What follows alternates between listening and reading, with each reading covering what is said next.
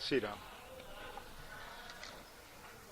लिखते हैं, बाबा जी कृपया प्रत्युत्तर जानने के लिए एक सत्य हकीकत जो आज से करीब 1 साल पहले बनी हुई थी। भेजक नाथू भाई करसनदास, उम्र 70 साल, बारडोली।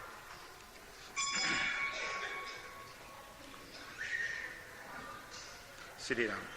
जय हनुमान जी। एक अद्भुत घटना। प्रिय अभिराम श्री दंडवत प्रणाम। आज से करीब एक घटना हुई थी।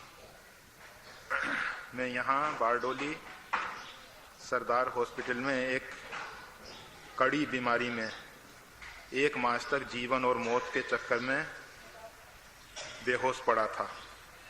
डॉक्टर और मेरे सभी परिवार ने मेरी जीने की आशा छोड़ दी थी। मुझे भी कोई आशा नहीं थी। मेरी आत्मा कहीं भटकी हुई थी। मैं कहा और कैसे 5 दिन तक आखिरी समय मेरा श्वास बंद होने के बाद मैंने नया जीवन प्राप्त किया। उसके पीछे क्या कोई संत कृपा, राम जी की कृपा, हनुमान जी की कृपा और गुरु कृपा, इनमें से मेरे पीछे क्या हुआ आज तक मैं भी ना समझा। मैं जानना चाहता हूं कि इसके पीछे क्या कौन सी शक्ति छिपी हुई थी।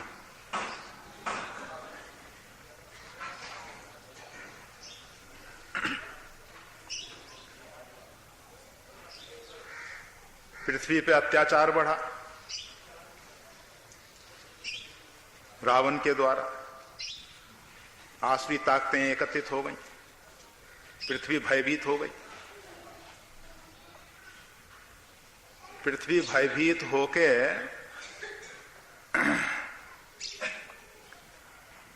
ऋषि मुनियों की शरण में गई। ऋषि मुनियों ने कहा कि भाई देखो, तुम्हारी समस्या का समाधान हमारे पास नहीं।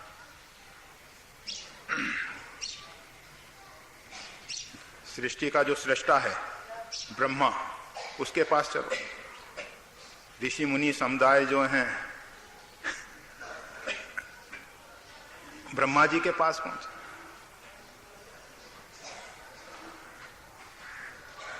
ब्रह्मा जी ने कहा, जय सृष्टि उपाई त्रिविध बनाई, संग सहाय न दूजा, जाकर ते दासी सो अविनाशी, हमरे उतोर सहाय।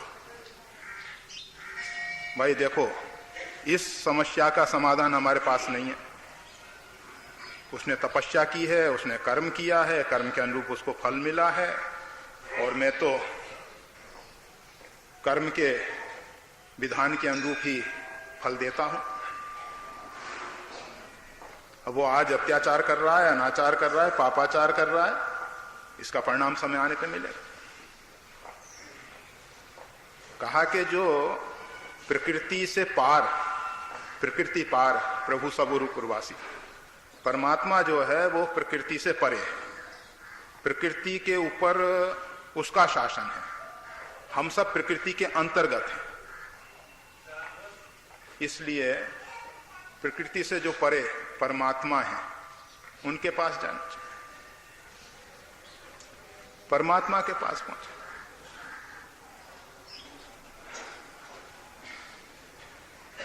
परमात्मा ने कहा कि मैं तुम्हारी समस्या का समय आने पे हल निकाल दूंगा। जन डर पाऊं मुनि सिद्ध सुरेशा, तुम्हें धार तुम्हें लाग धरी हूं नरवेशा। संतुष्ट हो गई। परमात्मा ने अपनी लीला का विस्तार करने के लिए आद्य शक्ति जगदम्बा भगवती श्री सीता जी को जनकपुर में प्रकट कर दिया। जिस प्रकार से भगवान श्री राम का आविर्भाव महाराज दशरथ के यहाँ कौशल्या के गर्भ से हुआ, कौशल्या गर्भ संभूतम, जा दिन ते हरि गर्भ ही आए, उसी प्रकार से भगवती भी सुनैना के गर्भ से प्रकट हो सकती थी।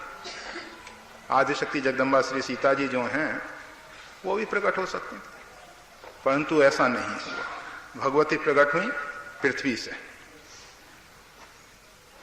भगवान ने या आदि शक्ति जगदम्बा ने हमको एक समाधान दिया कि देखो, पृथ्वी तुम्हारे ऊपर समस्या आई, तुम्हारे अंदर ही शक्ति छिपी हुई है। आदि शक्ति भगवती जगदम्बा तुम्हारे हृदय में ही छिपी हुई है। तुम इधर उधर क्यों भटकते फिरते? अपने अंदर ही उस आदि शक्ति भगवती को देखो। इनके प्रश्न का उत्तर सिर्फ इतना ही है, चाहे किसी में भी शक्ति है, जैसे वो कैन उपनिषद की जो कथा है वो भी आपको अच्छे ढंग से विदिती है। देवासुर संग्राम के बाद देवताओं को अभिमान हो गया। देवता आपस में कहने लगे कि हमने इस प्रकार का पराक्रम दिखा के इस प्रकार से असुरों पे विजय पाई। परमात्मा बहुत दयालु है। भगवान जानते हैं कि देवता जो हैं सत्वगुण प्रधान है। अगर सत्वगुण में अहंकार आ जाएगा तो वो भी पतन का कारण होगा। परमात्मा सत्वगुण को विशेष संरक्षण देते हैं, अथवा यूं कहें कि सत्वगुण उनके ज्यादा निकट है। रज और तम, वैसे तो त्रिविध जो सृष्टि है, त्रिगुणात्मक जो सृष्टि है, ये सब परमात्मा के द्वारा ही प्रकट हुई है। फिर भी सत्वगुण जो है परमात्मा के ज्यादा निकट है।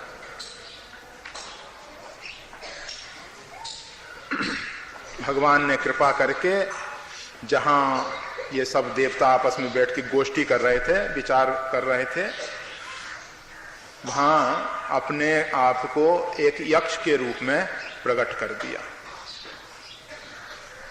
देवताओं ने देखा, अरे ये कौन है?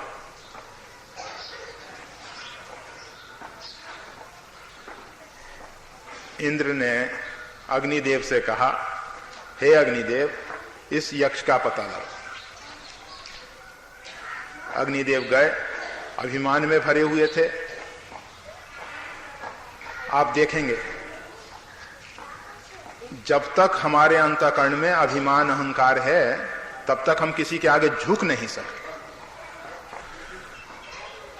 ऐसा कहा जाता है, भगवान बुद्ध को जब बोध की प्राप्ति हुई, ज्ञान की प्राप्ति हुई, तो सबसे पहले उन्होंने भूमि को नमन किया, पृथ्वी को नमन किया। पृथ्वी को नमन करने के उपरांत जिस वृक्ष के नीचे वो बैठे हुए थे उसको वंदन किया। फिर उसके उपरांत जहां जहां उनकी दृष्टि गई सबको वो वंदन करने लगे। जब जीव आत्मबोध की प्राप्ति कर लेता है, आत्मज्ञान की प्राप्ति कर लेता है, तो उसमें नम्रता आ जाती है। विद्या ददाति विनयम, विद्या से नम्रता आती है। विद्या सा विमुक्त है, ये विद्या नहीं जो आप सब पढ़ाते हो। तो जब वास्तविक में ज्ञान होता है, वास्तविक में समझ आती है, तो नम्रता आ जाती है। और इसीलिए भगवान का भक्त ही वास्तविक में ज्ञानी है। सिया राम मैं सब जग जानी, करहूं प्रणाम जोर जुग पानी। संपूर्ण चर अचर को गोस्वामी तुलसीदास जी जैसे परम भक्त प्रणाम कर सके। हम सबको प्रणाम करने में तकलीफ होती है कि प्रणाम करेंगे उसमें हमारा अहंकार घटेगा। हम तो चाहते हैं हमारे अहंकार की तुष्टि पुष्टि हो। कहीं कहीं भगवान कृपा कर देते हैं, बहुत देवता एक लाइन से प्रतिष्ठित हो जाते हैं, फिर नमस्कार करने में भी तकलीफ होने लगती है। कहां तक किस किस को प्रणाम करें?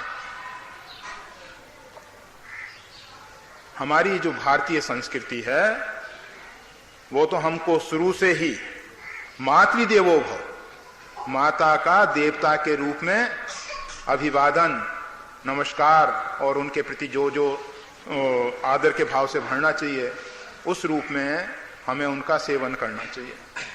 प्रातः काल उठ के रघुनाथा, मात पिता गुरु नावई माता। भगवान श्री राम जब भूमंडल पे अवतरित होते हैं तो हम सबको एक प्रेरणा दे जाते हैं कि मानव, तुम अगर हमारे बताए हुए मार्ग पे चलोगे तो निश्चित है कि तुम्हारा कल्याण हो सकता है। तुम अपने जीवन में विषम से विषम परिस्थितियों में भी सुख शांति पा सकते हो। आप देखते हैं भगवान श्री राम का वनवास हो रहा है, थोड़े समय पूर्व घोषणा की गई है राज तिलक की, एकदम घटना चक्र बदला, भगवान को वन के लिए प्रेरणा मिली। परमात्मा को विशेष आनंद हुआ।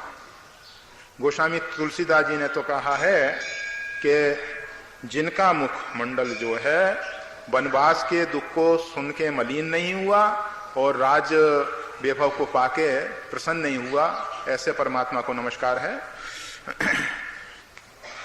श्री राम मतलब कहने का यह है कि जिसके अंदर ज्ञान होगा वो ही झुक सकता है, वो ही नमन कर सकता है, और जो अहंकारी है वो दूसरे को नमस्कार नहीं कर पाता।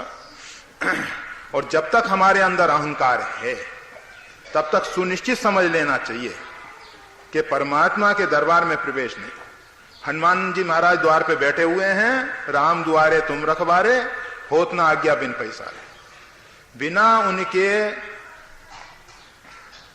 आज्ञा मिले, बिना उनकी अनुमति मिले जीव जो है राम दरबार में प्रवेश नहीं कर सकता। और हनुमान जी महाराज उसी को अनुमति देते हैं जिसके अंतःकरण में अभिमान नहीं है अथवा कम है, बहुत कम है, उसको भी प्रमाण मतलब अनुमति मिल जाएगी, आज्ञा मिल जाएगी। श्री राम तो अग्निदेव जो हैं अभिमान में भरे हुए यक्ष के सामने खड़े हो गए।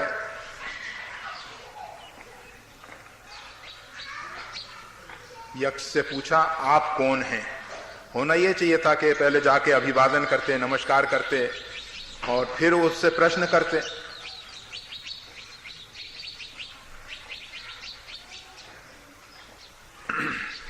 यक्ष ने पूछा आप कौन हैं? अग्निदेव ने कहा मेरे को नहीं जानते, मैं अग्नि हूं, मेरे को ही मातृष्वा कहते हैं। अच्छा, आप में क्या शक्ति है? कहा कि संपूर्ण ब्रह्मांड को मैं जला के खाक बना सकता हूं, भस्मीभूत कर सकता हूं। यक्ष ने एक तिनका उठाया, कहा कि इसको जलाइए। अग्निदेव ने पहले तो सोचा मेरा अपमान हो रहा है, एक तिनके को जलाने की बात कही जा रही है।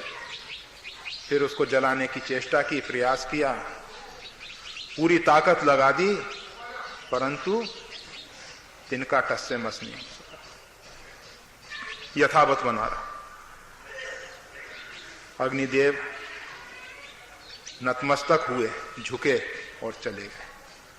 कहा भाई मैं देवताओं के बीच में जाके कहा मैं उसका पता नहीं लगा सका, उन्होंने ये घटना नहीं बताई कि किस किस प्रकार से क्या क्या हुआ।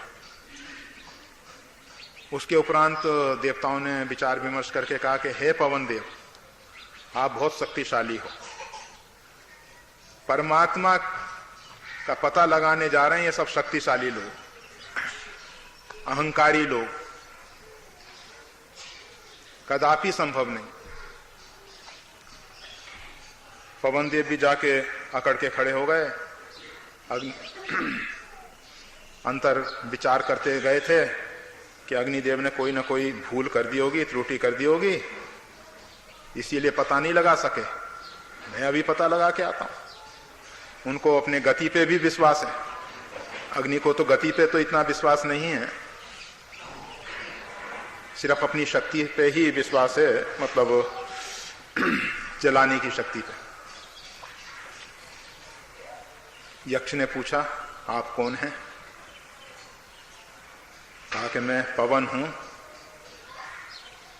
पवन का नाम मातृश्वा है ना, अग्नि का नाम जातवेद है। सिरा अच्छा, तो आप पवन हैं, आप में क्या शक्ति है, क्या सामर्थ्य है? यक्ष ने फिर उन्होंने भी वही उत्तर दिया कि भाई मैं तो पूरे ब्रह्मांड को उठा सकता हूं, उड़ा सकता हूं। कहा अच्छा इस तिनके को उठाओ, उड़ाओ।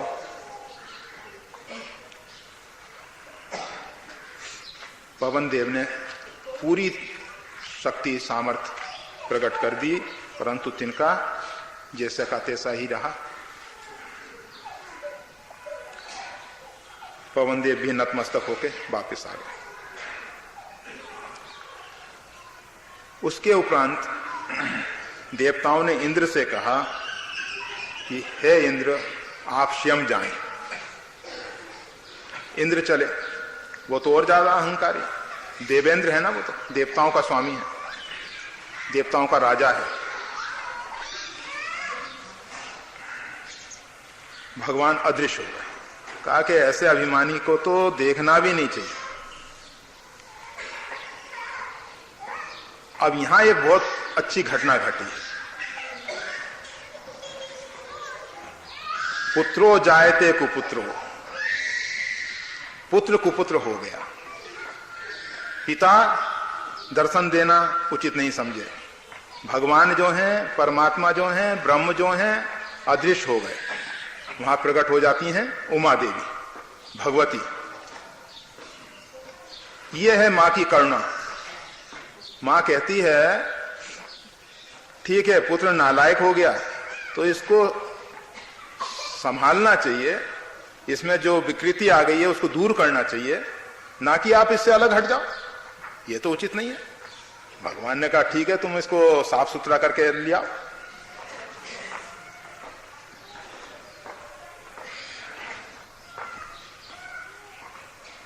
उमा देवी को इंद्र ने नमस्कार किया।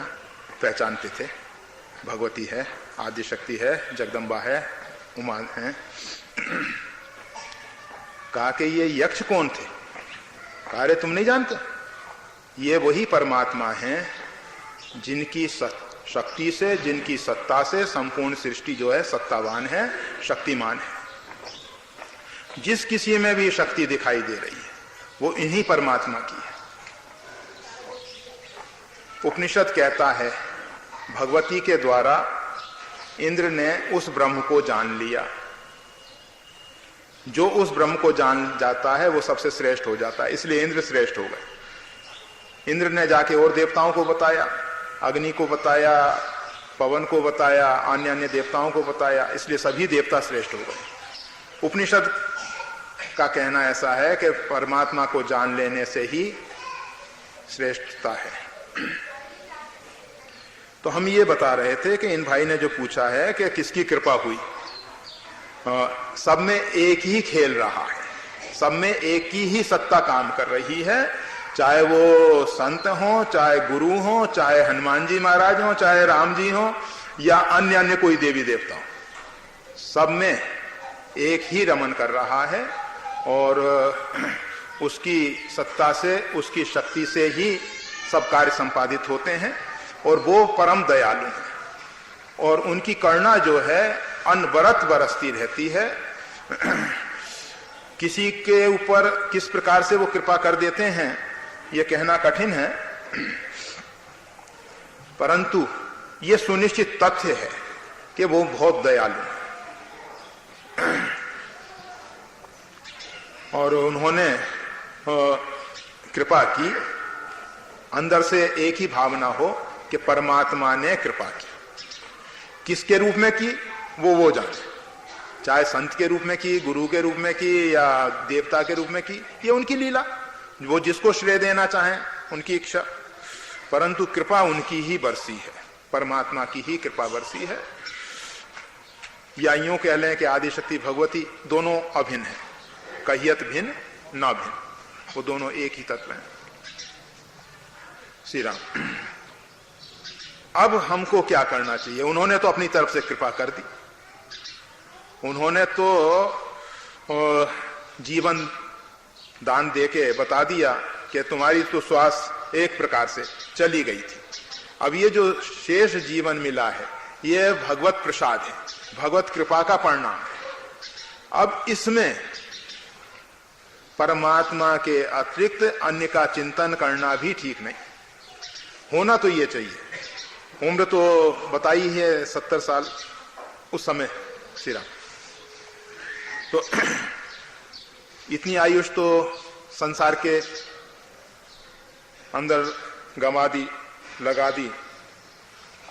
अब जो भी शेष जीवन, जितना भी प्रारब्ध परमात्मा ने अनुग्रह करके, कृपा करके आपको दे दिया है, उसमें खूब प्रेम से भगवान का नाम स्मरण करें और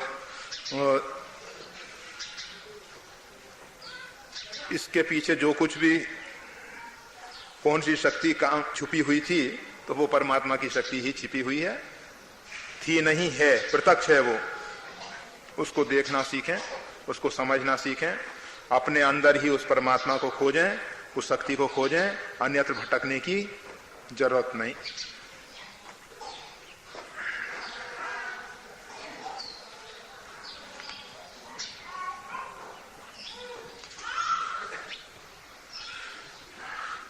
यह तो सिर्फ आभार प्रदर्शन है। जिन भाई का प्रश्न था उन्होंने लिखा है, हमारे प्रश्न का उत्तर आपने अपना कीमती समय अपने हरि भक्तों को समझाया, इस पर हमें पूरा संतोष हुआ। हम भी इनको धन्यवाद दे देते हैं। श्री राम। अच्छी बात है, अगर आपको समझ में आया, भगवान की कृपा हुई। समझ में आने का अर्थ हम तो यही मानेंगे कि अनवरत परमात्मा का चिंतन हो। हाँ, हमेशा बस वही परमात्मा का दर्शन होता रहे कि परमात्मा ने अनुग्रह की है, जीवन लीला पूरी हो रही थी और उस समय उन्होंने जीवन दिया है, तो इस जीवन की जो सार्थकता है, परमात्मा के प्रेम रस में डूबने के लिए परमात्मा ने अनुग्रह किया है। और अगर हम परमात्मा के प्रेम में नहीं डूब रहे हैं तो हमारा दुर्भाग्य है और हम ठगे जा रहे हैं। परमात्मा की कृपा को हमने सही रूप में स्वीकार नहीं किया, उसका अर्थ है हम, जरा कठोर शब्द है, कृतज्ञ हैं। हाँ।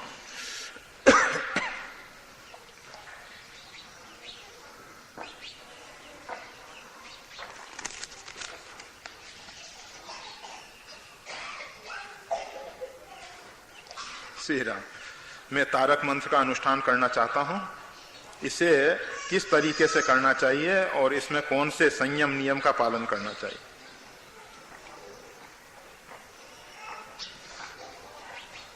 अनुष्ठान किसी का भी हो, अनुष्ठान शब्द का अर्थ ही होता है इष्ट के समीप पहुंचने का साधन।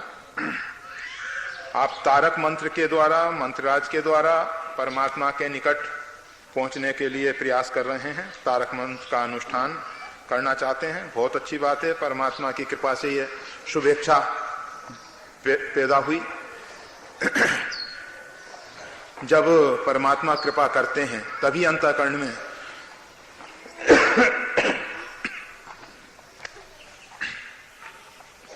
शुभेच्छा पैदा होती है। तो सबसे पहले तो अपने अंतरस्थ परमात्मा को बारंबार धन्यवाद दो, उनके लिए वंदन करो, नमस्कार करो कि प्रभु आपने बड़ी कृपा की, बड़ा पवित्र संकल्प मेरे अंदर स्फुरित हुआ है और आपकी कृपा से ही ये क्रियान्वित होगा। आपने प्रेरणा की, उसके द्वारा ये संकल्प आया है और अब आप विशेष कृपा करेंगे तो वो क्रियान्वित होगा। और क्रियान्वित होने के बाद भी प्रभु आप अपनी कृपा बनाए रखना, जिससे कि मेरे मन में कभी इस प्रकार का अहंकार ना आ जाए कि मैं अनुष्ठान कर सका। अनुष्ठान करने से पूर्व अंतःकरण में इसी भाव से भरे होना चाहिए कि परमात्मा इस शरीर को निमित्त बना के अनुष्ठान करा रहे हैं, मैं अनुष्ठान करने के योग हूं ही नहीं। आपको अनेकों बार बताया गया है, मंत्र जप से पूर्व जो न्यास इत्यादि किए जाते हैं उसमें यही भाव होता है, सब अंगों को मंत्रमय बनाए, देवमय बनाए, इष्टमय बनाए, प्रभुमय बनाए और जिस इष्ट की हम आराधना उपासना कर रहे हैं उसके सदृश बन के हम आराधना उपासना करें, तभी हम उनके निकट पहुंच सकते हैं। इस अनुष्ठान की विधि वो आश्रम से छपी हुई पुस्तक है, आप सबके यहाँ बारडोली से भी छपी हुई पुस्तक है और उसमें दी गई है किस किस प्रकार से मंत्र के न्यास, विनियोग और इत्यादि हैं और किस प्रकार से जप इत्यादि करना चाहिए।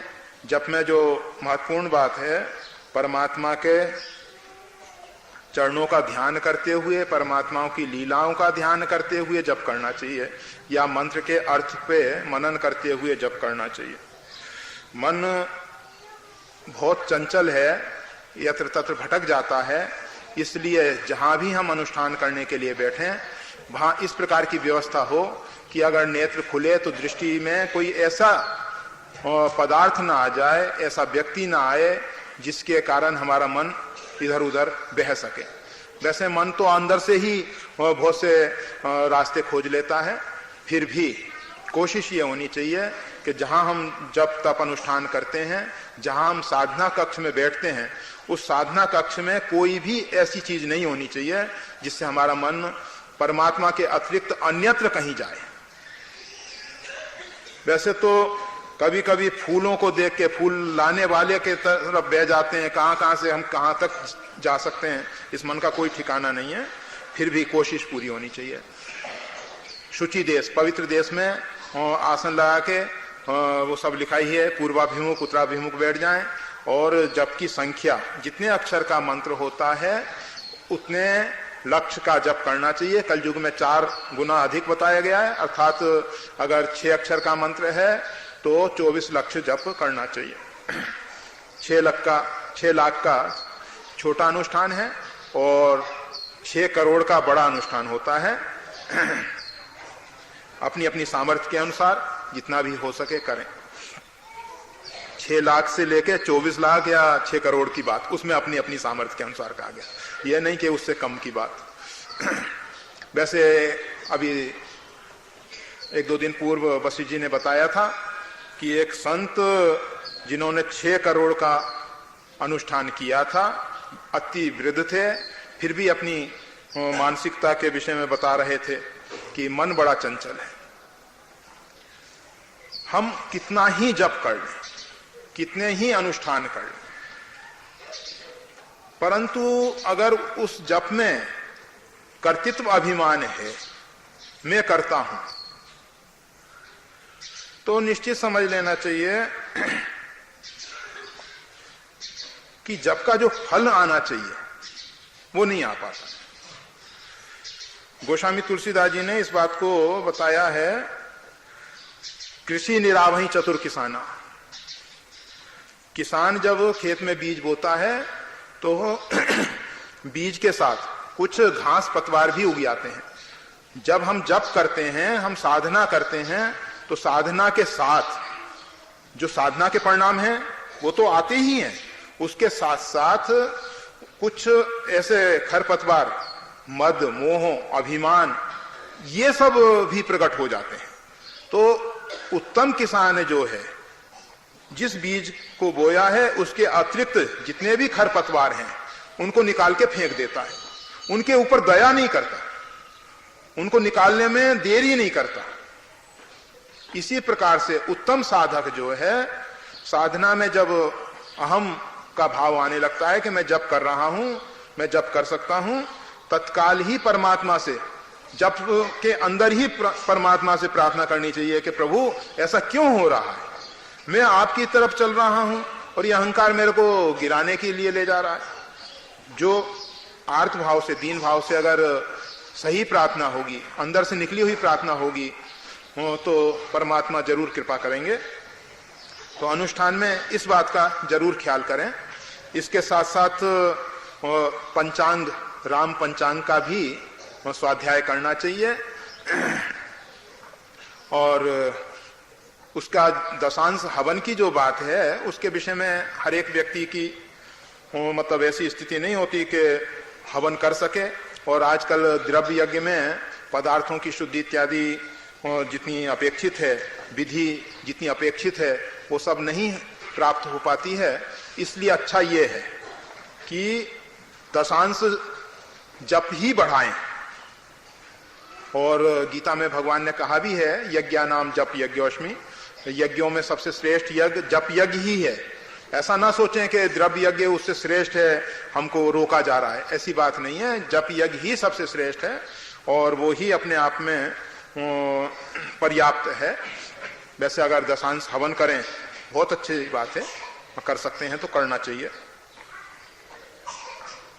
फिर उसका मार्जन है, तर्पण है, ब्रह्म भोज है, वो सब भी कराना चाहिए। जितनी जितनी परमात्मा शक्ति सामर्थ्य दें कराना चाहिए, नहीं तो सबका जप ही करना चाहिए। श्री राम। तो कौन से संयम नियम का पालन करना चाहिए? संयम ये न विषय की आशा। जो पंच ज्ञानेन्द्रीय जो हैं, पंच कर्मेंद्रीय जो हैं, अपने अपने विषय की ओर दौड़ रही हैं, तो मन की लगाम को दृढ़ करके उनको विषयों से रोकने की कोशिश करनी चाहिए। जब आपके पास अनुष्ठान करते समय अगर समय ही नहीं होगा तो मन इधर उधर नहीं भटक पाएगा। इसलिए अब जैसी परिस्थिति हो उसके अनुरूप निर्णय लेना। वैसे जो सबसे उपराम होके अनुष्ठान करें उसके लिए तो हम स्पष्ट कह देते हैं कि मंत्रराज का अगर रोज 6000 जप करना है उसका दशांश हवन करो, परंतु 21,000 नाम जप जरूर उसके साथ करना चाहिए। फिर शरणागति मंत्र का जप करना चाहिए और राम रक्षा इत्यादि का पाठ इत्यादि करने चाहिए, स्वाध्याय करना चाहिए और रामचरितमानस जैसे पवित्र ग्रंथों का स्वाध्याय करना चाहिए, जिससे कि मन को एक संबल मिलता रहे और मन उच्चाटित ना हो जाए, मन उद्विग्न ना हो जाए, मन इधर उधर भटके नहीं। इसके लिए कोशिश पूरी रहनी चाहिए। आहार पे पूरा संयम रखना चाहिए। सभी व्यक्तियों के लिए वैसे सात्विक आहार ही उपयुक्त है, राजसी और तामसी आहार नहीं करना चाहिए। फिर भी अगर कभी ऐसा अवसर आ जाए, भगवान को राजसी पदार्थों का भोग लगता है तो भगवत प्रसाद के रूप में थोड़ा बहुत ले सकते हैं, परंतु कोशिश ये होनी चाहिए कि भगवान को सात्विक ही भोगों का नैवेद्य रखा जाए और उसी को प्रसाद रूप में ग्रहण किया जाए। ज्यादा गरिष्ठ भोजन करने से आलस प्रमाद बढ़ेगा, तमोगुण में प्रवृत्ति होगी और उन सब से बचने के लिए अच्छा ये है कि अल्प स्वल्प सात्विक आहार ग्रहण करें। जहां तक कोशिश हो सके निरर्थक चर्चा नहीं करेंगे, दूसरे मन को भटकाने वाले कार्यक्रम ना देखें, समाचार पत्र ना देखें, अच्छा है। न्यूज रेडियो टीवी पे देखें सुने नहीं, अच्छा है। हम तो आजकल नहीं सुन रहे हैं, नहीं तो वैसे सुनते हैं भाई, पर हमसे पूछे थोड़ी देर बाद ही कि क्या क्या देखा क्या क्या सुना, तो कुछ नहीं याद रहता। सिर्फ जो मतलब का अगर कोई आ गया कि हाँ अयोध्या में ये हुआ, वो याद रह जाएगा किसी संत के साथ सिरा, परंतु ना देखना ही अच्छा है। और समाचार पत्रों में तो बहुत कूड़ा कबाड़ा होता है। बहुत से लोग नित्य प्रति न्यूज़पेपर तो जरूर देखेंगे, तो अच्छा ये है उस कूड़े कबाड़े को अपने अंदर ना डालें। कोई आपका शरीर कूड़ादान तो नहीं है कि उठा के भर लिया सिरा। तो ये फिर कम बोलें, बोलने में अनेक वाणी के दोष हैं, इसके साथ साथ निरर्थक अपनी ऊर्जा जो है बर्बाद होती है। अगर परमात्मा कृपा करें तो अपनी ऊर्जा का उपयोग क्षमा, दया, करुणा, मैत्री, सौहार्द, प्रेम इत्यादि में ही करें, उसके अतिरिक्त दूसरी जगह उसका उपयोग ना करें, वही अच्छा है। और सबसे बड़ी बात तो यह है भाई, परमात्मा से अंदर से बस दिन रात प्रार्थना करते रहो कि प्रभु तेरे पथ पे चल रहे हैं, आपकी कृपा हुई है, आपका अनुग्रह हुआ है, जो इस प्रकार का ये कार्य इस शरीर को निमित्त बना के कराया जा रहा है, तो आप ही रक्षा करना। हम भटकते हों हठपूर्वक रोक देना और हम आगे बढ़ सकें, आपके चरणों तक पहुंच सकें, ऐसी कृपा अनुग्रह करना। बस परमात्मा से जितनी अधिक अंदर से प्रार्थना होगी उतना ही अनुष्ठान आपका सफल है। श्री राम।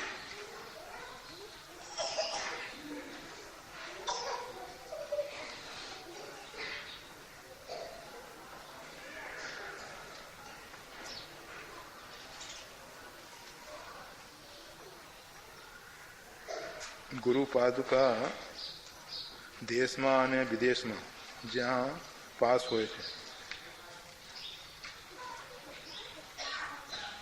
ત્યાં ये क्या जरा कम समझ में आता है ना?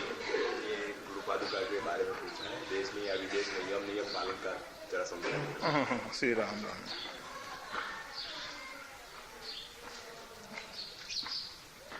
श्री राम। प्रश्न के अनुरूप ही उत्तर देना पड़ रहा है। गुरु पादुका अर्थात साक्षात गुरु का स्वरूप। और जैसे हमने अनेकों बार बताया, भगवान नारायण की पूजा करने के लिए, भगवान श्री रामकृष्ण की पूजा करने के लिए शालिग्राम,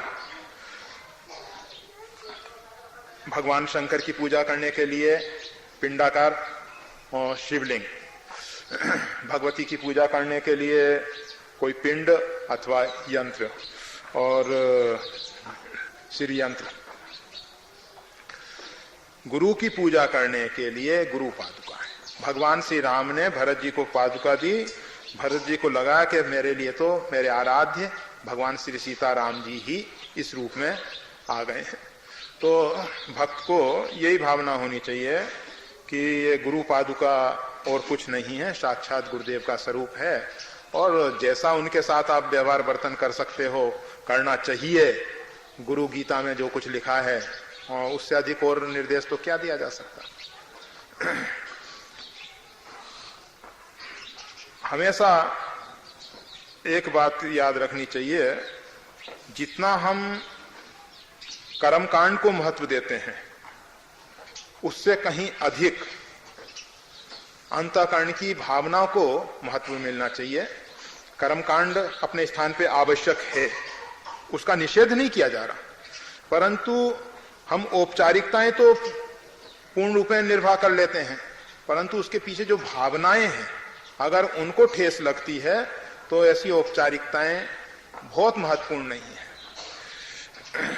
औपचारिकता करने के साथ साथ उस मतलब विधि भी होनी चाहिए और उसके पीछे श्रद्धा भावना भी होनी चाहिए, प्रेम भी होना चाहिए। तो जहां प्रेम और भावना होगी तो वहां अपने आप, गुरु वशिष्ठ जी ने कहा, समझव कहव करब तुम सोई, धर्म सार जग होय सोई। एक तो धर्म है, एक धर्म का आभास है और एक धर्म का सार है, और एक अधर्म तो विपरीत है। परंतु धर्म का एक स्वरूप, धर्म की विधि, परंतु वो धर्म का सार नहीं है। भरत जी ने जो जीवन में अपनाया वो धर्म का सार है। तो गुरु वशिष्ठ जी ने स्पष्ट कर दिया कि भाई देखो, जैसे आम है तो आम में 3 चीजें हैं, आम का छिलका है, गुठली है और आम का रस है।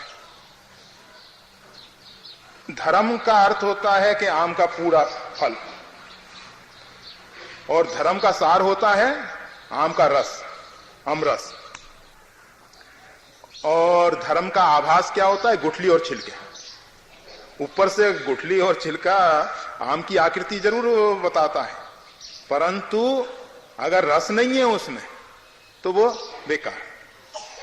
अगर कोई व्यक्ति सारग्राही है, मतलब रसी रस पी ले तो अति उत्तम है। तो भगवान के भक्त जो हैं वो धर्म के सार को ग्रहण करते हैं। भरत जी के जीवन में धर्म का सार ग्रहण किया गया। महाराज दशरथ तो धर्म विधि के कारण परेशान हो गए। माता कैकेयी को वचन दे रखा है, खैर उन्होंने के द्वारा जो भी हुआ, जैसा भी हुआ, उन सब बातों को जाने दें। तो कहने का मतलब यह है, श्री राम, धर्म सार भगवत चरण में अनुराग प्रेम वो परम आवश्यक है, और उसके अतिरिक्त विधियां जितनी भी पालन हो सके करनी चाहिए। जय श्री राम। श्री राम। अभी श्री रामायणी जी महाराज वेंकटरमैया की कथा सुना रहे, बड़ा अच्छा लगा। भक्तों का चरित्र मन को बहुत जल्दी आकर्षित कर लेता है, इसीलिए भगवान वेद व्यास ने अपने भागवत ग्रंथ में श्रीमद् भागवत भगवत चरित्र से अधिक भागवत चरित्र को महत्व दिया है। भागवत कहते हैं परमात्मा के भक्तों को।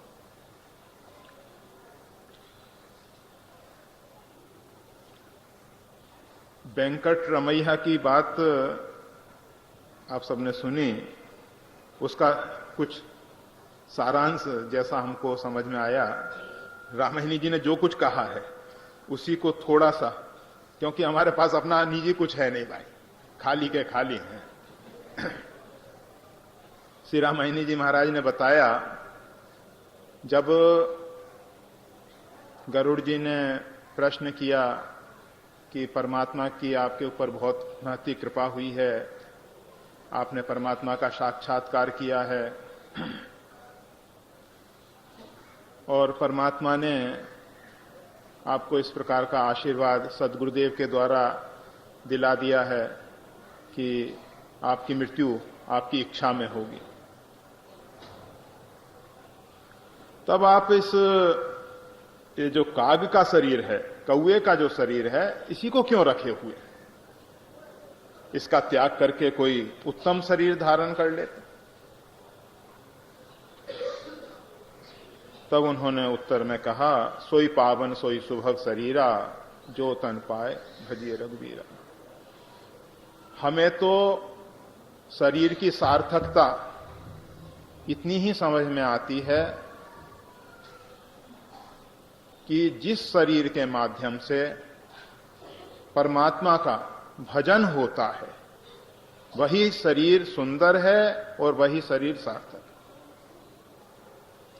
वो शरीर स्वयं भी पावन है और अन्य को भी पावन करने वाला है।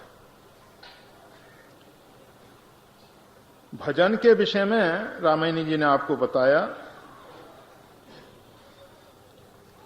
भज सेवाया, सेवा का ही नाम भजन है, परंतु कौन सी सेवा? जो भव को भंजित करने वाली है, भव को तोड़ने वाली है।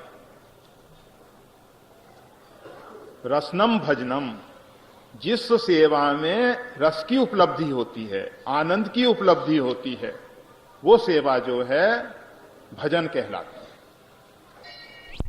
भजन आप कर रहे हैं, सेवा कर रहे हैं, परंतु सेवा के पीछे कुछ अपेक्षा है, कामना है।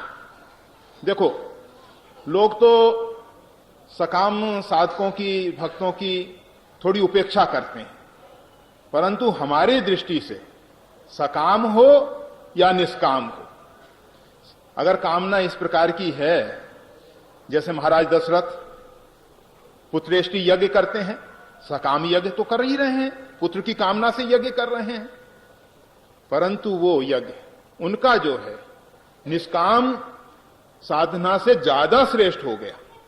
जिस यज्ञ ने साक्षात परिपूर्णतम ब्रह्म भगवान श्री राम को भूमंडल पे अवतरित कर दिया,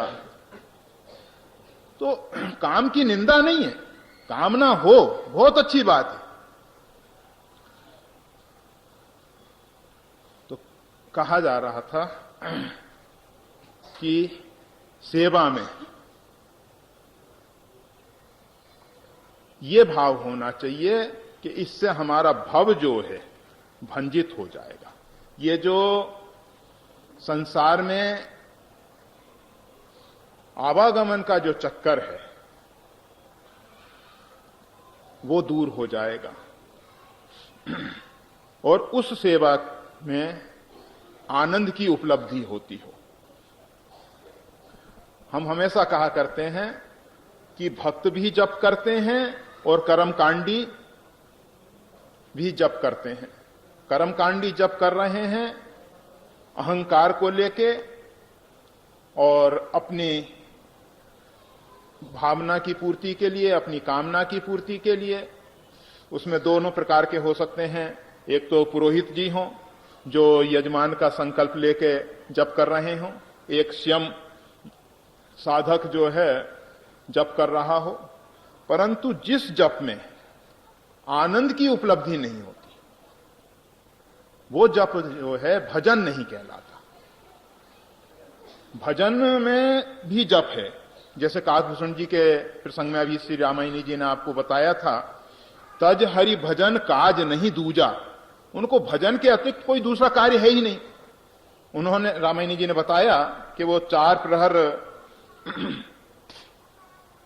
में भगवान की सेवा ही करते रहते हैं।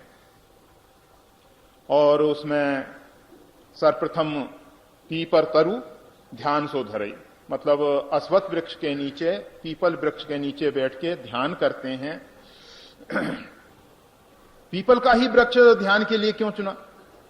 भाई दूसरा वृक्ष भी चुना जा सकता था। वहां 4 पेड़ों का वर्णन आया है, एक तो पीपर का, एक आम का, तीसरा पाकर का, चौथा बट का। ये 4 वृक्ष हैं वहां। तो इसमें से ध्यान के लिए उन्होंने पीपल का वृक्ष चुना। उसके पीछे रामायणी जी ने बताया ही, गीता में भगवान श्री कृष्ण ने कहा है कि वृक्षानाम, वृक्षों में मैं अश्वत्थ नाम का वृक्ष हूं, पीपल का वृक्ष हूं। पीपल के वृक्ष में आजकल के वैज्ञानिक दृष्टिकोण से भी देखा जाए तो एक विशेष गुण है, और वृक्षों की अपेक्षा ये ऑक्सीजन प्राणवायु जिसको कहते हैं वो बहुत ज्यादा देता है। अन्य वृक्ष इतनी ऑक्सीजन नहीं दे पाते जितना अश्वत्थ वृक्ष, पीपल का वृक्ष। इसीलिए हमारे ऋषि महर्षियों ने पीपल के वृक्ष को काटना बिल्कुल निषिद्ध कर दिया। वैसे तो प्रत्येक हरा वृक्ष ही नहीं काटना चाहिए, क्योंकि प्रत्येक वृक्ष में परमात्मा का वास होता है। छोड़ रन छोड़ ऐसा लिखा देखा गया है, मतलब प्रत्येक छोर में रनछोड़ है, परमात्मा का निवास। परंतु अश्वत्थ वृक्ष जो है, पीपल का वृक्ष जो है, वो ज्यादा ऑक्सीजन छोड़ता है, इसलिए ध्यान के लिए वो ज्यादा उपयुक्त हुआ। जब उसके नीचे बैठ के आप देखेंगे श्वास प्रश्वास की गति ध्यान के समय धीरे धीरे कम हो रही है। अब शरीर को जितनी ऑक्सीजन की जरूरत है वो पूरी पर्याप्त मिले, इसके लिए कम श्वास जाने पर भी ऑक्सीजन की पूर्ति हो सके, इसलिए उन्होंने उस वृक्ष का चयन किया। दूसरी बात, पीपल में और भी वैसे जैसे तुलसी में भी रोग दूर करने की एक क्षमता विशेष है। तुलसी का स्पर्श की हुई जो हवा है वो भी अनेकों रोगों को दूर कर देती है। नीम के वृक्ष में भी इसी प्रकार की क्षमता है। पीपल का वृक्ष जो है आयु को बढ़ाने वाला है। उसके साथ साथ जब शरीर में पर्याप्त ऑक्सीजन जाएगी तो शरीर के अंदर रहने वाला जो आपका मन है, चित्त है, वो प्रसन्न होगा, और प्रसन्न चित्त से ही आराधना उपासना होती है। आपके मस्तिष्क पे तनाव है और आप चाहो कि ध्यान कर लो, कैसे संभव होगा? उसके लिए आपको स्वस्थ चित्त की आवश्यकता होती है, और ऑक्सीजन जब पर्याप्त शरीर में जाती है तो पाचन संस्थान भी अपने आप में सही रूप से कार्य करने लगता है। तो इस प्रकार से शरीर की स्वस्थता, मानसिक स्वस्थता दोनों अश्वत्थ वृक्ष, पीपल का वृक्ष आपको प्रदान कर देता है, और उसके नीचे वो ध्यान करते हैं। दूसरा, ये ध्यान के लिए जैसा अभी रामायणी जी आपको बता रहे थे कि उन्होंने समय का विभाजन कर लिया है। जब देखते हैं कि अंतःकरण में सत्व गुण की प्रधानता है तब वो ध्यान करते हैं। जब उसमें थोड़ा रजोगुण मिश्रित हो जाता है तब वो क्या करते हैं? जाप यज्ञ पाकर तर करे।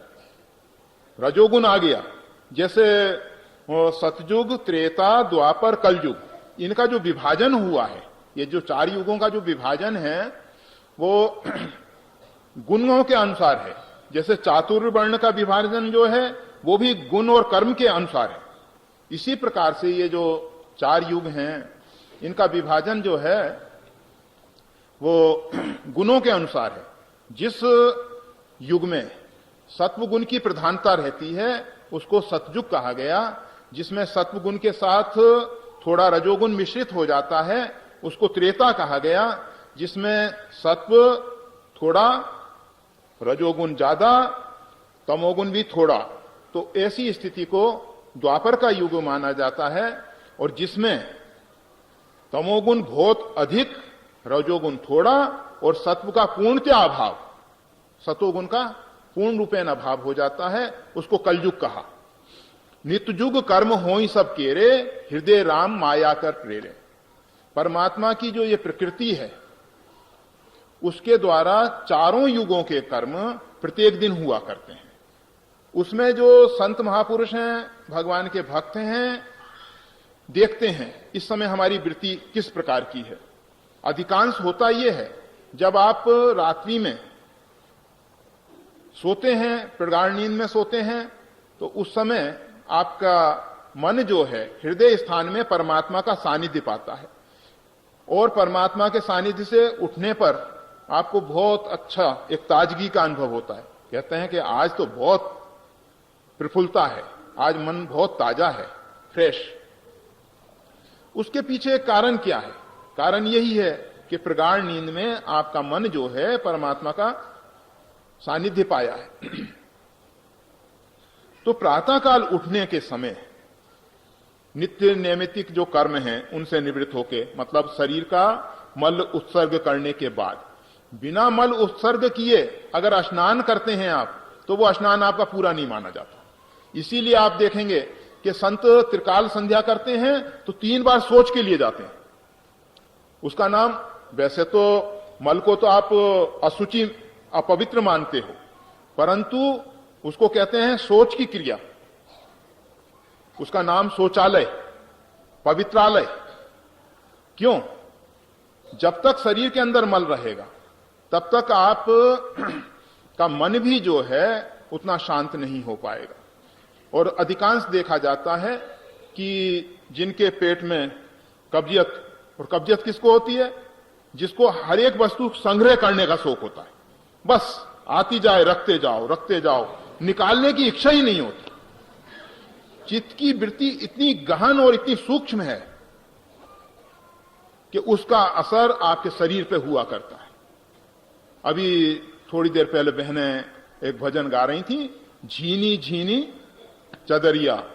उसमें सूक्ष्म शरीर का वर्णन किया गया है, उसमें स्थूल शरीर का वर्णन नहीं है।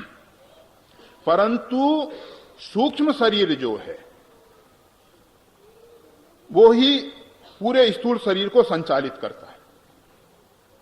जैसा हमारा सूक्ष्म शरीर होता है वैसा ही हमारा स्थूल शरीर हो जाता है। जब आपका चित्त प्रसन्न होता है तो आपका शरीर भी निरोग होता है, और जब आपका चित्त अस्वस्थ होता है, नाना प्रकार के विकारों से भरा हुआ होता है, तो आपका शरीर भी अस्वस्थ हो जाता है। शरीर में इस प्रकार की ग्रंथियां हैं जो स्वस्थ चित्त में अमृत प्रवाही है, अमृत प्रवाहित करती हैं, और रुग्ण चित्त में विष प्रवाहित करती हैं। आपने सुना है कि मीरा के लिए विष जो है वो अमृत हो गया। और भी बहुत से संतों के जीवन में, भक्तमाल में ऐसे और भी उपाख्यान मिलते हैं, और भी ऐसी वार्ताएं, कथाएं मिलती हैं जिनमें भक्तों के लिए विष अमृत हुआ है। तो विष अमृत कैसे होता है? जिस समय हमारा चित्त दिव्य गुणों से भरा हुआ होता है तो हमारे अंदर इतना अधिक अमृत पैदा हो जाता है कि विष, बाहर के विष कुछ अपना असर नहीं दिखा पाते। और जब हमारा चित्त दुर्गुणों से भरा होता है तो इतना अधिक विष हमारे में पैदा हो जाता है कि हम अमृत भी पान करें तो वो भी विष जैसा हो जाता है। श्री राम। तो काकभूषण जी जो हैं वो देखते हैं कि भाई सत्व गुण प्रधान समय चल रहा है, मतलब प्रातः काल, ब्रह्म मुहूर्त की बेला। तो उसके विषय में बताया जा रहा था कि अपना मल उत्सर्ग करके, स्नान करके, शरीर की जो अनावश्यक गर्मी है उसको दूर करने के लिए स्नान आवश्यक है। और स्नान से एक लाभ और होता है, रक्त संचार आपका सुव्यवस्थित हो जाता है। परंतु उष्ण जल, ज्यादा उष्ण और ज्यादा शीत, ये दोनों ही हानिकारक है। गीता में भगवान श्री कृष्ण ने जो युक्त वाला शब्द दिया है बहुत महत्वपूर्ण है। परंतु हम सब क्या करते हैं, या तो गंगा के अत्यंत शीतल जल में स्नान कर लेंगे, और या फिर गर्म नहीं, ना वो अधिक गर्म हो ना वो अधिक ठंडा हो। नर्मदा जी का जल ठीक है, जय श्री राम। ज्यादा गर्म भी नहीं है, ज्यादा ठंडा भी नहीं है। तो शरीर के तापमान से अधिक तापमान वाले जल से स्नान नहीं करना चाहिए। शरीर से जिसका तापमान कुछ कम हो ऐसा जल स्नान के लिए प्रयोग में लेना चाहिए। परंतु वात रोग के रोगियों के लिए उष्ण जल का विधान है। रोग है ना, परंतु एक स्वस्थ व्यक्ति रोग वाले जल से स्नान करेगा तो उसका तो दुष्परिणाम आएगा। सिरा स्नान करके चित्तवृत्तियों को एकाग्र करके ध्यान में बैठते हैं। पी पर तरु ध्यान सो धरई। दूसरा काम उनका है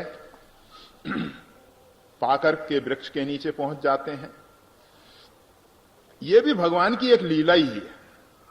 भगवान चाहते तो उनको एक ही स्थान पे ये सब कार्य करने के लिए व्यवस्थित कर देते, परंतु ऐसा सुना जाता है कि वहां चारों कोने पे 4 पेड़ हैं। नीलगिरी जो पर्वत है उसके 4 शिखर हैं और एक एक शिखर पे इस प्रकार के वृक्ष हैं। भाई ये परमात्मा चाहते तो मध्य में ही चारों पेड़ पास पास लगे होते, परंतु नहीं, परमात्मा ने ऐसा नहीं होने दिया। परमात्मा ने 4 शिखरों पे चारों पेड़ों को अलग अलग लगा दिया।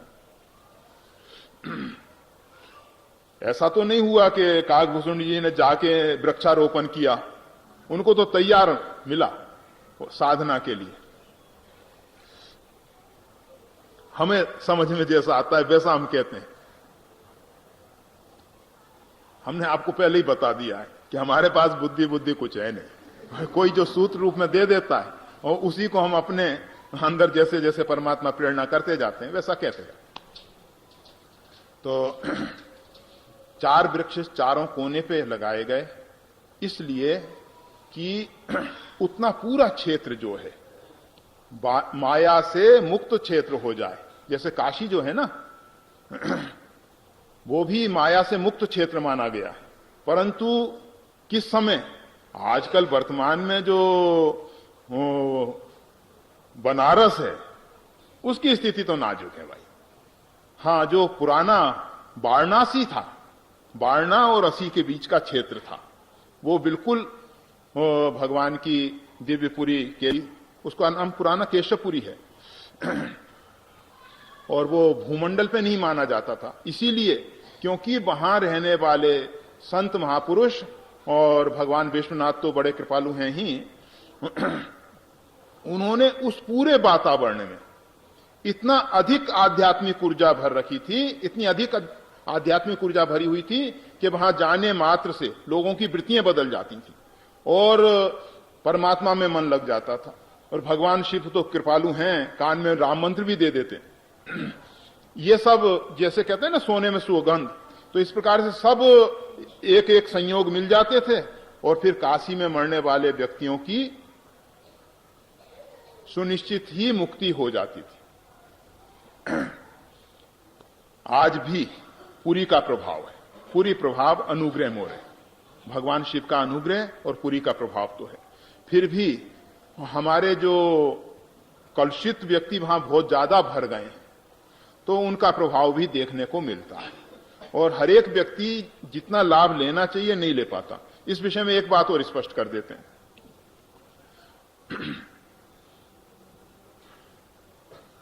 बहुत से लोग सोचते हैं कि ये जो पुरी का प्रभाव है, जैसा अभी कहा जा रहा था, सिर्फ किसी युग विशेष में रहा, कल युग में नहीं है। ऐसी बात नहीं। अभी भी प्रत्यक्ष देखा जाता है, बहुत से व्यक्ति ऐसे हैं जो तीर्थ में वास करते हैं, परंतु मृत्यु के समय उनमें इस प्रकार की योग्यता नहीं है, इसलिए उनका प्रारब्ध उनको उस स्थान से उठा के दूसरे स्थान पे भेज दे। और बहुत से व्यक्ति ऐसे हैं कि जो अन्यत्र निवास करते हैं तीर्थ के अतिरिक्त, और परमात्मा की अगर इच्छा होती है, उनका कर्म अच्छा होता है, तो तीर्थ में वो पहुंच जाते हैं और वहां अपने प्रारब्ध को पूरा कर लेते हैं। तीर्थों की महिमा कम नहीं हुई है, सिर्फ इतना जरूर हो रहा है कि दूषित वृत्ति वाले लोगों ने उसमें निवास कर लिया है। इस कारण से हम सब तो अपने इन चर्म चक्षुओं से, हमारे पास तो ज्ञान और वैराग रूपी नेत्र तो है नहीं, इसलिए हम तीर्थ की महिमा को नहीं देख पाते, परंतु चर्म चक्षुओं से जो लोगों का आचरण, व्यवहार, बर्तन देखते हैं, तो उसके आधार पर अपनी कल्पनाएं कर लेते हैं। श्री राम, जो भी हो। तो वो जो 4 वृक्ष चारों कोने पे लगाए गए, उस प्रसंग में गोस्वामी तुलसीदास जी ने स्पष्ट लिखा है कि उस क्षेत्र में 1 योजन पर्यंत माया का प्रवेश नहीं है। जहां काकभूषण जी निवास करते हैं, उस क्षेत्र में 1 योजन पर्यंत अविद्या माया का प्रवेश नहीं है। वहां जाने मात्र से अविद्या माया दूर हो जाती है। तो उस क्षेत्र को पवित्र रखने के लिए भगवान ने पहले से ही एक मर्यादा बना दी। चारों कोनों पे 4 वृक्षों को लगाया और अपने परम भक्त भुसुंडी जी को प्रेरित करके उस स्थान में निवास करने दिया। और वो चारों स्थानों पे, चारों शिखरों पे बैठ के साधना करते हैं। तज हरि भजन काज नहीं दूजा, उनको भगवान के भजन के अतिरिक्त कोई दूसरा कार्य नहीं है। ध्यान में बैठते हैं तो उसमें उनको रस की प्राप्ति होती है, आनंद की प्राप्ति होती है, उसमें वो डूब जाते हैं। और देखते हैं कि जब थोड़ा रजोगुण प्रवेश कर गया तो पाकर के वृक्ष के नीचे जाप यज्ञ करते हैं। यज्ञा नाम जप यज्ञोष्मी, जप यज्ञ करते हैं। उसके उपरांत आम छाकर मानस पूजा, फिर वो आम्र वृक्ष के नीचे बैठ के मानसिक पूजा करते हैं। इसके बाद बट तर्क हरि कथा प्रसंगा, बट वृक्ष के नीचे बैठ के वो भगवान का चरित्र कहते हैं। संध्या हो जाती है, 1-1 पहर, 3-3 घंटे का, 4 पहर दिन के, 4 पहर रात्रि के। तो इस प्रकार से वो अपने जीवन को बना रखे हैं।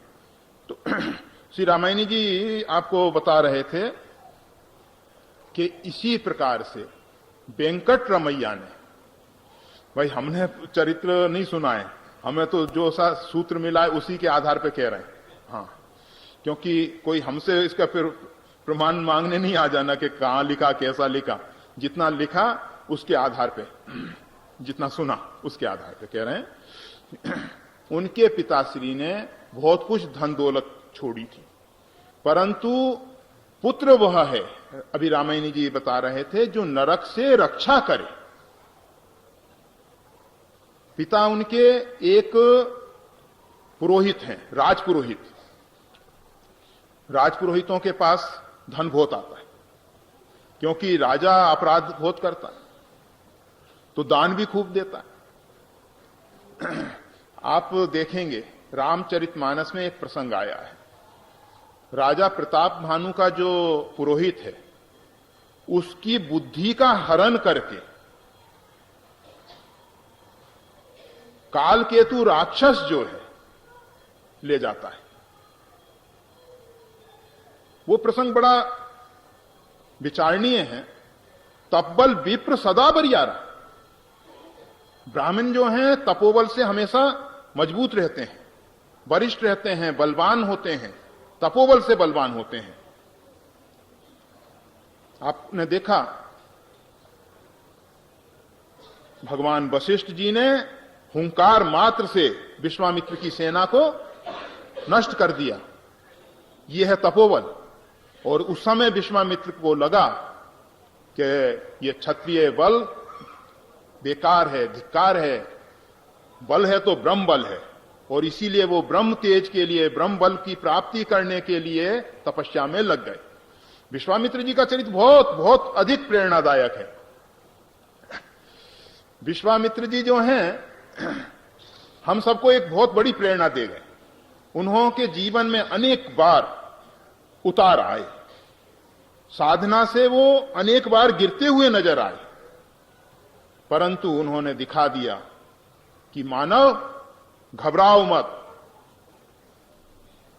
अपने ध्येय की ओर लगे रहो और निश्चित है सफलता तुम्हारे चरण चूमेगी। हुआ भी यही कि एक राजऋषि जो है तपोबल के द्वारा, साधना के द्वारा ब्रह्म ऋषि बन गए। उन्होंने एक दूसरी सृष्टि का सृजन करके दिखा दिया। करने लग गए थे, वो तो ब्रह्मा जी ने रोक दिया। मतलब एक बहुत बड़ी प्रेरणा है उनकी कि मानव तुम तो ग्रह और इनके चक्करों में आ रहे हो कि शनि की 7.5 और शनि की ढैया चल रही है, राहु केतु की दशा चल रही है। तुम चाहो तो सृष्टि नई बना सकते हो, सृष्टि का विधान बदल सकते हो, परंतु ऐसा करने के लिए तपस्या मत करना। अगर तपस्या की है तो मानस में एक तपस्वी का स्वरूप बहुत सुंदर वर्णन किया गोस्वामी तुलसीदास जी ने। तही अवसर एक तापस आवा, तेज पुंज लघु बयस्व आवा, कभी अलखित गति बेश विरागी। भगवान के चरणों में आके साष्टांग पड़ गया और भगवान ने उसको उठा के अपने हृदय से लगा लिया, अंकमाल दे दी। यह है तपस्या का फल। अगर तपस्या की जाए तो उसका परिणाम आए अपने जीवन में, तो यही आए कि परमात्मा अपने हृदय में हमको निवास दे दें। साधारण लोग परमात्मा को अपने हृदय में निवास देने की कोशिश करते हैं। कबीर साहब ने कहा कि बूंद सागर में समाई, ये तो सबको ही जानते हैं, परंतु सागर जो है बूंद में समा जाए, इसको बिरला कोई जानेगा। एक दोहे में कहा है मैंने। होना यह चाहिए कि बूंद जो है जिस प्रकार से सागर की तरफ जाने के लिए इच्छुक है, अपने संकीर्णता को मिटा के विराट में लीन होने के लिए इच्छुक है, इसी प्रकार से विराट जो है वो बूंद में समाने के लिए इच्छुक हो जाए। और होता है, ऐसा होता है जिस प्रकार से भक्त चाहता है कि वो महतो महानतम, जो महान से महान वो अपनी महिमा में महिमान्वित परमात्मा है, वो उसके हृदय में समाए। तो इसी प्रकार से भगवान के अंदर भी ऐसी इच्छा होती है। जैसे गंगा समुद्र की ओर जाती है तो समुद्र को लगता है कि मैं गंगा की ओर बढ़ जाऊं, तो परमात्मा भी उसी भाव से वो चाहते हैं। श्री राम। हाँ, तो काकभूषण जी के विषय में कह रहे थे। आम छाकर मानस पूजा, बटतर का हरि कथा प्रसंगा। करते करते उनको संध्या हो जाती है, ऐसा ही शायद। हाँ, कथा का प्रसंग जो था, ख्याल नहीं रहा क्या कहां छोड़ गए थे। हाँ, वेंकट रमैया पे आ गए थे हम सब। हाँ जी, वेंकट रमैया श्री राम। तो उनके पिताश्री बहुत संपत्ति छोड़े थे, क्योंकि राजपुरोहित थे। तो हम बता रहे थे कि पुरोहित कर्म जो है अत्यंत दयनीय है। उपरोहित कर्म अति मंदा, वेद पुराण सुमित कर निंदा। वेद पुराण और स्मृति जो हैं, इसका श्री राम जय राम जय जय राम।